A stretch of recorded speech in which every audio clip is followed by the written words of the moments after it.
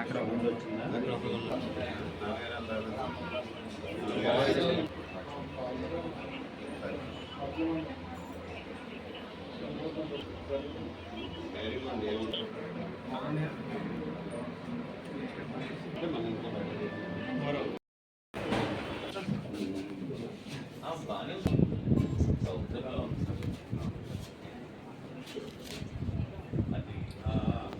మళ్ళీ 1 వీక్ రాసింది మళ్ళీ 1 వీక్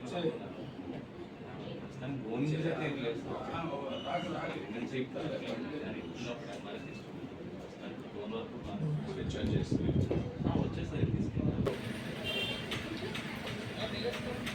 అత్తిలి మండలం బాలి గ్రామం దగ్గర తణుకు సాయి విద్యా సంస్థలకు చెందినటువంటి బస్సు ప్రమాదం జరిగి పంట చేనులోకి పడిపోవటం చాలా దురదృష్టకరం. ముఖ్యంగా బస్సులో ఉన్నటువంటి 22 మంది పిల్లలు కూడా క్షేమంగా ఉండటం ఈరోజు అదృష్టంగా భావిస్తున్నాం. అలాగే ఇద్దరికి అందులో కొంచెం గాయాలైనట్టు కూడా డాక్టర్లు చెప్పారు. కానీ వారిని కూడా ఈరోజు ఫస్ట్ ఎయిడ్ చేసి సివియారిటీ లేనందువల్ల వాళ్ళని కూడా డిశ్చార్జ్ చేయడం జరుగుతుంది. ఈ విధంగా మేము కోరేది ఒకటే, ఈరోజు ప్రైవేట్ బస్సులు కానీ స్కూల్ బస్సులు కానీ అందరూ కూడా డ్రైవర్లు అందరూ కూడా ముఖ్యంగా జాగ్రత్తగా ఉండాల్సినటువంటి పరిస్థితి. ఈరోజు ఇటువంటి ప్రమాదం జరిగినప్పుడు ఈరోజు అదృష్టం చేస్తూ వారందరికీ కూడా ఎవరికి కూడా పెద్దగా ఏమీ జరగకపోవడం చాలా అదృష్టం. ఈరోజు పిల్లలు ఎవరికి కూడా అందరూ కూడా బయటపడటం చాలా అదృష్టం. ఈరోజు అవన్నీ కూడా పరిగణలో తీసుకుని ప్రైవేట్ స్కూల్ యాజమాన్యాలు కూడా స్ట్రిక్ట్గా కొన్ని రూల్స్ పెట్టి అవసరమైతే మానిటరింగ్ పెట్టుకొని బస్ డ్రైవర్లు ఏ విధంగా ఉంటున్నారనేది మేము కూడా చూస్తున్నాం. సగం మంది బస్ డ్రైవర్లు ఫోన్లు మాట్లాడుతూనే డ్రైవ్ చేస్తున్నారు.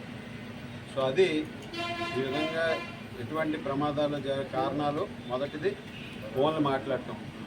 ఈరోజు దీని వెనుక ఏ విధంగా ఉందనేది కూడా వారు అన్నీ కూడా పరిశీలించి కఠినంగా వ్యవహరించే విధంగా కూడా ఉండాలి వీళ్ళకి బస్సు ప్రమాదాలు. అదేవిధంగా డిపార్ట్మెంట్ వైజ్ కూడా మేము అన్ని బస్సులు కూడా వాటి ఫిట్నెస్ కూడా వెరిఫై చేయించడం జరుగుతుంది.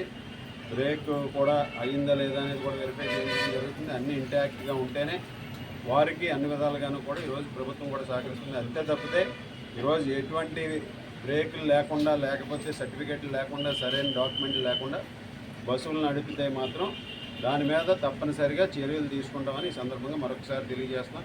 ప్రైవేట్ స్కూల్ యాజమాన్యాలు కూడా దీని మీద బాధ్యతగా తీసుకుని అందరికీ కూడా తెలియజేసి డ్రైవర్లను కూడా ఒక ఓరియంటేషన్ ప్రోగ్రామ్ కూడా ఇప్పుడు పెట్టుకుంటూ ఉండి రెగ్యులర్గా కూడా వారికి కూడా కౌన్సిలింగ్ చేస్తూ డ్రైవర్లు బస్సులు నడిపేటప్పుడు ఫోన్లు మాట్లాడకుండా చేస్తే మొదటిగా ఇటువంటి ప్రమాదాలు అవాయిడ్ అవ్వడానికి అవకాశం ఉంటుంది. ఈరోజు బస్సు ఏదో జరిగిందని చెప్తున్నారు, ఆ బస్సుకి కట్టలు ఏదో తెగిపోయినాయి అంటున్నారు. అవన్నీ కాకుండా ఈరోజు ఎందుకు జరిగిందనేది కూడా ఒకసారి పరిశీలించి దాన్ని భవిష్యత్తులో ఇటువంటి సంఘటనలు జరగకుండా అన్ని చర్యలు తీసుకోవాల్సిందిగా కోరుతున్నాం. అదేవిధంగా డిపార్ట్మెంట్ వైజ్ని కూడా మేము కూడా అధికారులకి అదేవిధంగా ఇటువంటి సంఘటనలు పునరావృతం కాకుండా అన్ని విధాలుగాను కూడా కఠినంగా వ్యవహరించాలని ఈ సందర్భంగా తెలియజేస్తున్నాం.